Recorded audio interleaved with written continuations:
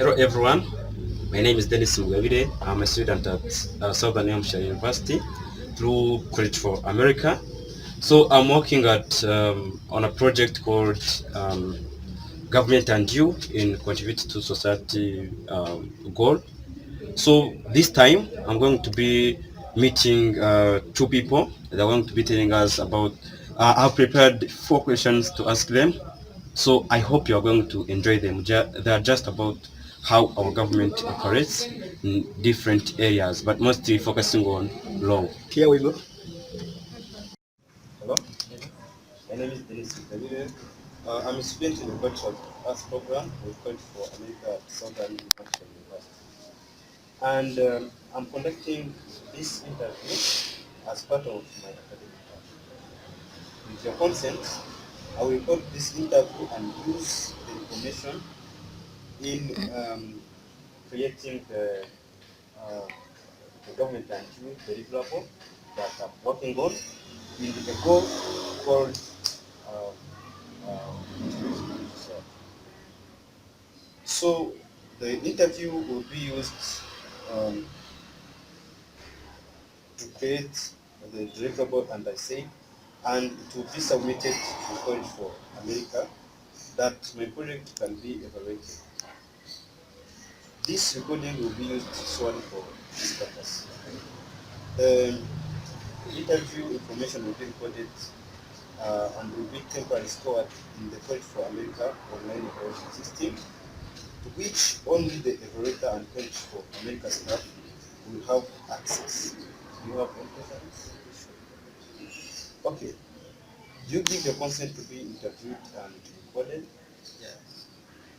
So, um, then would you state this of your role? I, Sergio, give my informed consent to participate in this interview, to be recorded and used as part of student academic work. Okay, so thank you very much for accepting me to have you as my respondent. So I'm going to be asking you just a few questions. Yeah, as I told you, it's about the contribute to society, and it's more related to how our government functions.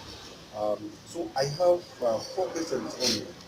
So feel free to just give me the best answer that you have. So first one is, what are the three branches of the government? So thank you for the question. I think we have judicial branch, we have, yes, executive and legislative. So you know, Yes, I know. okay. So let's go on. What does each branch do? So from those ones that you mentioned. So I know that the legislative branch is there to make laws, and executive is there to vote for the law or else implement it. I know that the judiciary is there to analyze, interpret the laws based on the constitutions that the particular government might have. Hmm. That's very nice. It seems like maybe you studied them somewhere. Okay, so we have Democrats and Republicans as the major parties. Can you name the third one? I'm not quite sure about the third one, but I assume might be, I think might be, Okay. yeah, but I don't have a clear meaning about it. And it's okay just if you don't know it, it's just okay. Yeah. So maybe I may give you some clarification after. So let's continue on the last one. So what is the basic process by which a bill becomes law? So do you know a bill? Yeah, I know a bit, kind of a proposal. Like a proposal. So when does it become law? I don't have clear understanding of it, but what I know is that it's actually a long process. I know it has to pass through different offices. The Senate has to contribute. The judicial part has to contribute. People's, I mean, the citizens in the country has to contribute. But what I can say is that the president the country has to sign for it at the end. So he is the one to confirm it. So you mean that the president is like the head, the overall, yeah, Yes. or the boss, Sure. yeah? So thank you very much for having this interview. Welcome. Yeah, having Can you go start? Hi, my name is Dennis Mugavide. I'm a student in the Bachelor of Arts program with College for America at Southern New Hampshire University. And I'm conducting this interview as part of my academic work. With your consent, I will be I will record this interview and use the information in the the government deliverable and working on uh, for a goal called um, contribute to society. The interview will be used to create the uh, the government or government and you, deliverable as I said, and to be submitted to College for America so that my project can be evaluated. This recording will be used solely for this purpose. The interview information will be temporarily stored in the College for America online evaluation system, to which only the evaluator and College for America staff will have access. Do you have any questions? You don't. Okay, so if you don't uh, have any question and you've given me the consent to be interviewed and recorded, read this statement. I, Karin, give my informed consent to participate in this interview, to be recorded and used as part of the student academic work. Okay. So thank you very much for allowing me to interview you. Yeah. So here I have a few questions. Yeah. So the goal code contribute to society is more about like knowing how our government works. So I have four questions. The first one is, what are the three branches of the government according to you? I'm not really sure about the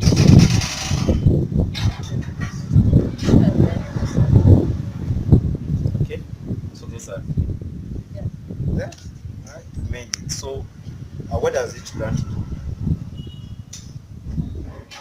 I think the judiciary implements the law, the legislative votes for the law, and then the executive makes the law.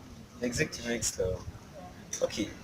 Yeah, again, you may be free to talk about it the way you want it. Okay, so again, now the third question. So, we have Democrats and Republicans as the major parties. Can you name the third party? Can be European, Yeah, like the one just.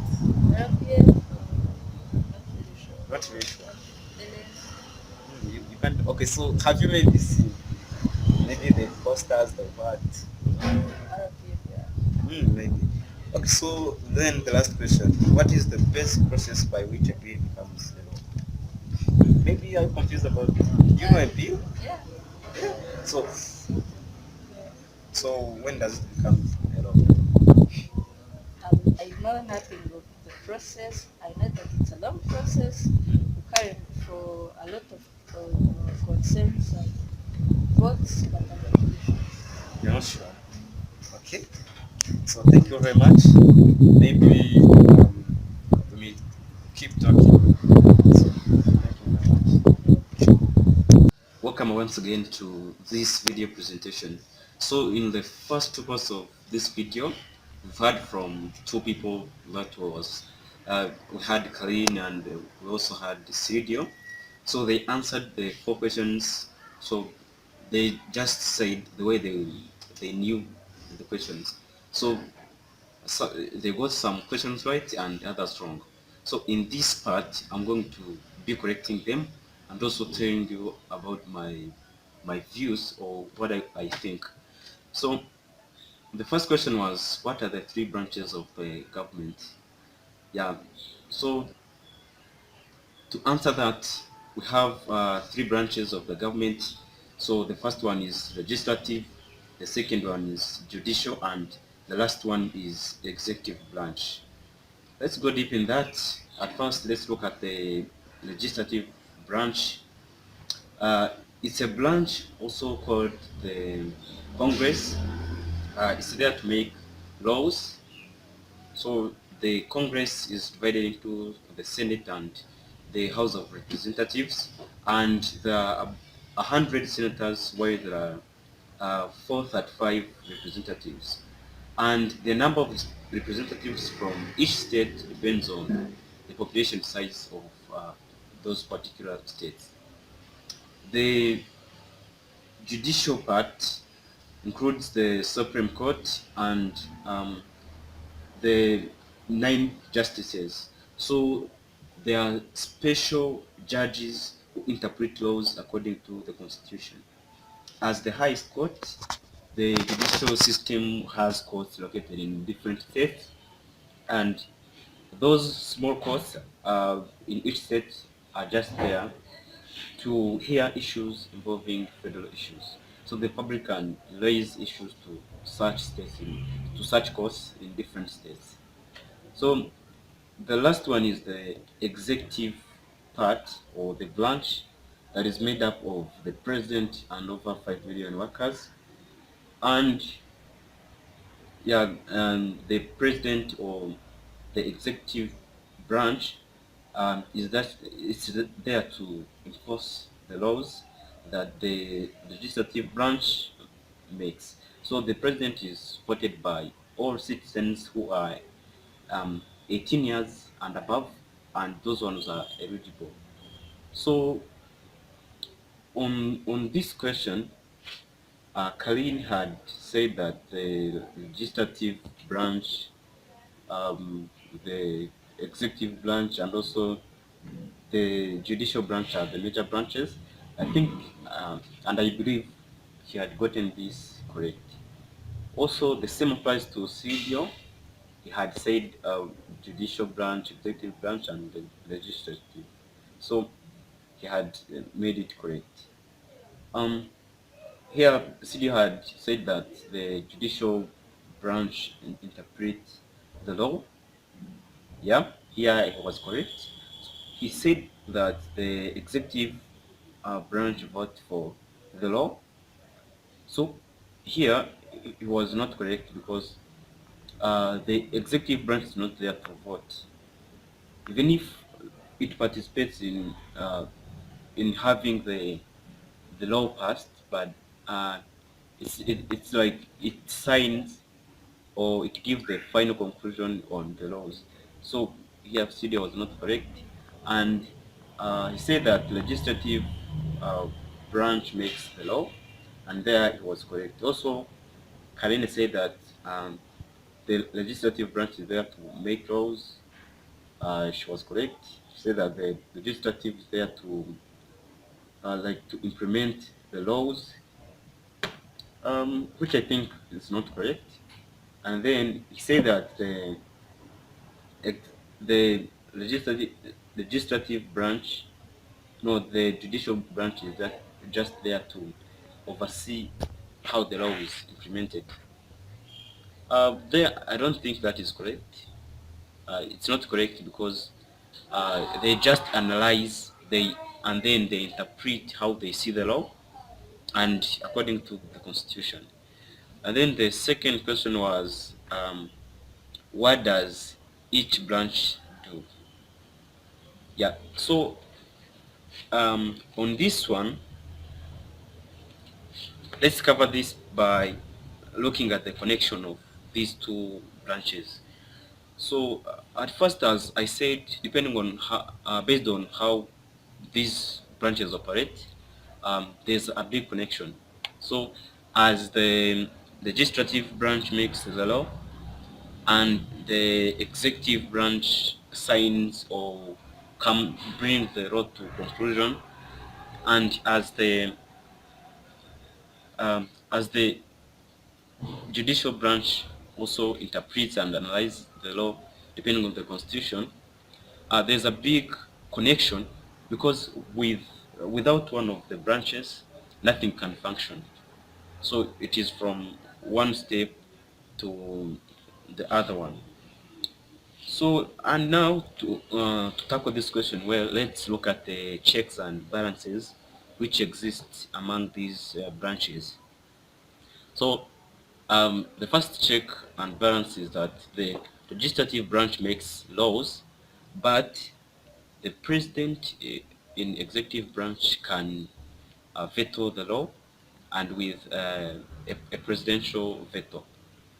And the second one is that the legislative branch makes laws, but the judicial branch can declare them unconstitutional. And the third one is that the president in the executive branch can veto a law, but the legislative branch can override the veto with enough votes. Um, Another one is that the judicial branch interprets laws, but the president nominates Supreme Court justices, Court of Appeals judges, and district court judges who make and evaluate the laws. So let's now go to the third question. The third one is Democrats and Republicans are the major parties. Can you name a third party? So many people here failed to answer this. Let's look at the answers that they had. Here, Karin had said that it's RPF, which is the third party, and Sibio had said RPA, which are like almost similar, like they are almost similar answers. So it shows that these people don't really know the third party in the US. So the third party is the Green Party. Yeah, even though most people don't know this because it's not so common, and so it has not had so many representatives as the Democrats and the Republicans. So I've talked about the parties which are in our government. As I had said, we have Republicans and we have Democrats. So, and I had mentioned also the third party, which is the Green Party. So let's talk about the history of these parties. So let's start from Republicans. So Republicans was a party which was founded by anti-slavery activists in 1854. And by 1858, Republicans nearly dominated all the northern states. The party first came to power in 1860 with Abraham Lincoln being the president. And during that time, the party was defined as the party of business. In 20th century, presidents such as Dwight D. Eisenhower, Richard Nixon, Gerald Ford, Ronald Reagan, George H.W. Bush, and George W. Bush were elected. Then in 21st century, the party has been defined as social conservatism, as the party which had policies intended to defeat terrorism and promote global democracy, and a party which had a more powerful executive branch, supply side economics, support for gun ownership, and also regulation. And let's now go to the Democratic Party. So it was founded in 1828. The party promotes a social liberal, social democratic, and progressive platform. The Democratic Party evolved from anti-federalist facts that opposed the fiscal policies of Alexander Hamilton in early 1790s. The party advocated for states' rights and strict adherence to the constitution. So Thomas Jefferson and James Madison organized the factions into Democratic Republican Party. Then in 1080s, the Democratic Republicans split. So that's where the two parties now divided, and that's where we started to have even the Republicans. So this means that the Democrats were the first party to be in the United States of America. These two parties together continue to dominate the U.S. government, and every party here continues to struggle to have many people in the office. Yeah. So now let's look at the contribution of the Green Party in the development of the country, as well as also in the democratic process of the US. The last question is, what is the basic process by which a bill becomes a law? Yeah, so here, I think most of them were almost to the point, but they missed one thing. So can you say that she was not really sure that she knows that it's a long process? Yeah, she acknowledged that the process is so long, and CDO said that uh, he didn't have clear understanding of it, and she said that it's a long process, as Karin had said, and also he said that people vote for a bill and then the president signs it to become a law. So now let's go through that process. As they all said, it's really a long process. Yeah. So at first, what we have to know is that every part, every part should participate in the bid to become a law. And as we said, we have those branches that that work hand in hand to make that bid to be a law, and the general public should also participate. So let's now be in it. So at first, the bill is drafted. Members of Congress, the executive branch, and even outside groups can draft or write or draw up the bill, and the bill is introduced in the House. So representatives are the ones who introduce the bill in the House, and only the members can introduce the bill. The bill is then sent to the committee. The Speaker of the House sends the bill to the committee. The committee then comes the committee action. Most bills die in this process, and here the committee may pigeonhole, table, amend, or vote on the bill. And when the bill passes at this stage, it goes to the rules committee. Then the rules committee decides the rule for debate, and when the bill will come up for the debate. And then the second one is the next step is the floor action. Here the House debates the bill and many add amendments on that bill. And if the majority of the votes are in favor of the bill, it goes to the Senate. And as the bill is introduced to the Senate again introduces the bill, and the bill is now sent to the committee. And then in this, the committee action, there are same procedures as it was in the House. So if the members of the committee in majority vote for the bill, it goes to the Senate as a whole. And then the bill is called up. Majority of the floor leaders decide when the whole Senate will consider the bill. And then there comes also the floor action again. The bill is debated, and in this case the amendment may be added. And if the majority of the votes are in favor of the bill, it is again returned to the House of Representatives. Then there comes the conference committee. If the House rejects any of the changes, the bill goes on to the conference committee of members from both houses, and it works out as the compromise. The vote on compromise, both houses must approve changes made by the conference committee, and if approved, the bill goes directly to the president, and this is called the presidential action.